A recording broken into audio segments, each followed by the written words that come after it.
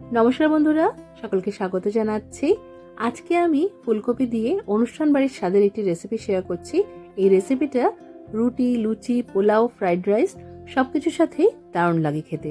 চলুন তাহলে ঝটপট এই রেসিপিটা দেখে নেওয়া যাক। এই রেসিপিটা তৈরি করার জন্য এখানে একটা বড় সাইজের ফুলকপিকে আমি ভালো করে পরিষ্কার করে নিয়ে জল দিয়ে দুবার ধুয়ে নিয়ে এইভাবে প্লেটে রেখেছি জল ঝরিয়ে। এখন এটাকে ম্যারিনেট করে নেব। তার জন্য এর মধ্যে দিয়ে দিলাম 1 চা চামচ নুন আর দিয়ে দিলাম 1 চা চামচ হলুদের গুঁড়ো। নুন আর হলুদ গুঁড়োটা ভালো করে ফুলকপির গায়ে মাখিয়ে নিতে হবে। তারপর এটা আমরা 5 মিনিটের জন্য রেস্টে রেখে দেব। এখানে আমি প্রায় 2 টেবিল চামচের মতো চিনে বাদামকে রোস্ট করে রেখেছি আর 5-6টার মতো এরকম গোটা কাজু নিয়েছি। এটাকে ফাইন পেস্ট করে রেডি করে রেখে দেব। আর তার সাথে এর মধ্যে আমি মটরশুঁটি দেবো, তো সেটাকে আমি আলাদা করে রেখেছি। এবার রান্নাটা করার জন্য কড়াইতে আমি পর্যাপ্ত পরিমাণে তেল দিয়ে দিচ্ছি, কারণ প্রথমেই এর মধ্যে আমরা ফুলকপি ভেজে নেব। তো এখানে 4 টেবিল চামচের মতো সর্ষের তেল আছে। তেলটাকে ভালো করে গরম করে নিয়ে এর মধ্যে ফুলকপির টুকরোগুলো দিয়ে দেব। ফুলকপিটা একটু নাড়াচাড়া করে নিয়ে এটাকে মাঝারি আঁচে ঢাকা দিয়ে 3-4 মিনিটের জন্য ভেজে নিতে হবে। তো এখানে 3 মিনিট পর আমি ঢাকাটা সরিয়ে নিলাম। এখানে আমাদের ফুলকপি ভাজা হয়ে গেছে, এগুলো কড়াই থেকে তুলে নিচ্ছি। এবার কড়াইয়ের মধ্যে কিছুটা তেল আমরা অ্যাড করব। মোটামুটি এখানে আরও 3 টেবিল চামচের মতো সর্ষের তেল ভালো করে গরম করে নিতে হবে। আপনারা চাইলে কিন্তু এই রান্নাটা ঘি দিয়েও তৈরি করতে পারেন। তেলটা ভালো করে গরম হয়ে গেলে এর মধ্যে এইভাবে লম্বা লম্বা সরু সরু করে কেটে রাখা পেঁয়াজ দিয়ে দিতে হবে। এখানে দুটো বড় সাইজের পেঁয়াজটাকে এইভাবে কেটে নিয়েছি। পেঁয়াজটা দেওয়ার পর আঁচটা মাঝারি রেখে এটাকে ভালো করে ভেজে নিতে হবে। এখানে দেখতেই পাচ্ছেন পেঁয়াজটা লাল লাল করে ভাজা হয়ে গেছে। এবার এই পেঁয়াজটা আমরা কড়াই থেকে তুলে নেব। এই পেঁয়াজ ভাজতে খুব একটা বেশি সময় লাগে না, তবে সমানে নাড়াচাড়া করতে করতে কিন্তু এগুলোকে ভেজে নিতে হবে। মোটামুটি 2-3 মিনিটের মধ্যেই পেঁয়াজটা খুব সুন্দরভাবে ভাজা হয়ে যায়।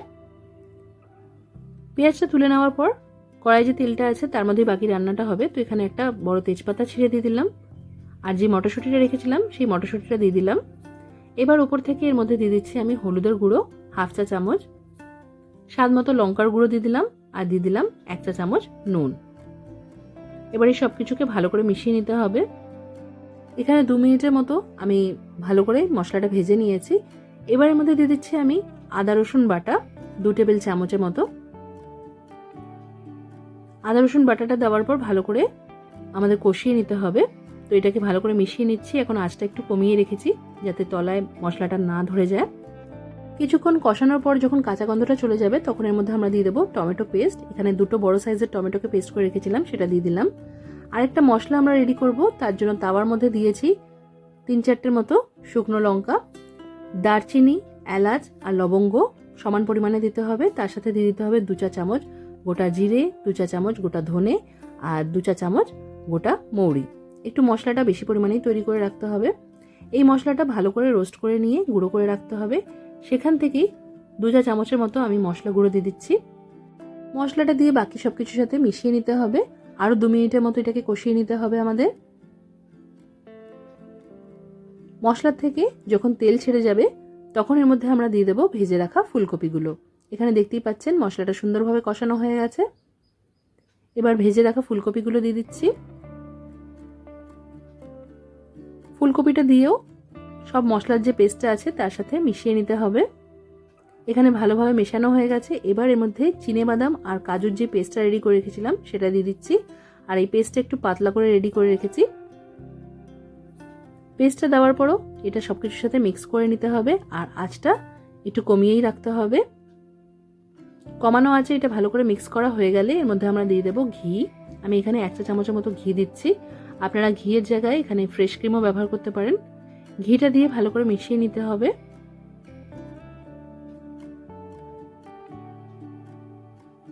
এবার এই রান্নায় আমি যেহেতু একটু গ্রেভি রাখবো তাই ছোট চায়ের কাপের 1 কাপের মতো উষ্ণ জল দিয়ে দিলাম।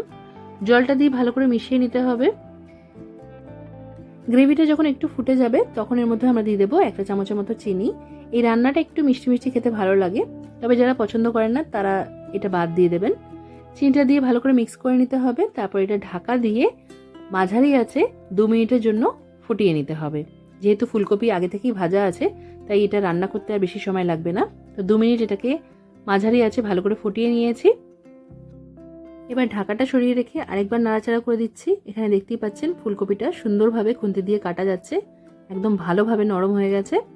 এবার আমরা যে পেঁয়াজটা ভেজে রেখেছিলাম সেটা উপর থেকে এইভাবে ছড়িয়ে দেব। পেঁয়াজটা দেওয়ার পর আলতো করে একটু মিশিয়ে নিয়ে আঁচটা বন্ধ করে দিয়ে এটা কিছুক্ষণ ঢাকা দিয়ে রাখবো। তারপর পছন্দসই রেসিপির সাথে এটা আমরা সার্ভ করে দেব। আশা করছি আজকের এই সহজে তৈরি দুর্দান্ত স্বাদের রেসিপি আপনাদের ভালো লেগেছে। ভালো লাগলে ভিডিওটাকে লাইক আর শেয়ার করবেন। আজকের মতো এখানেই শেষ করলাম। সবাই খুব ভালো থাকবেন আর সবাইকে খুব ভালো রাখবেন। ধন্যবাদ।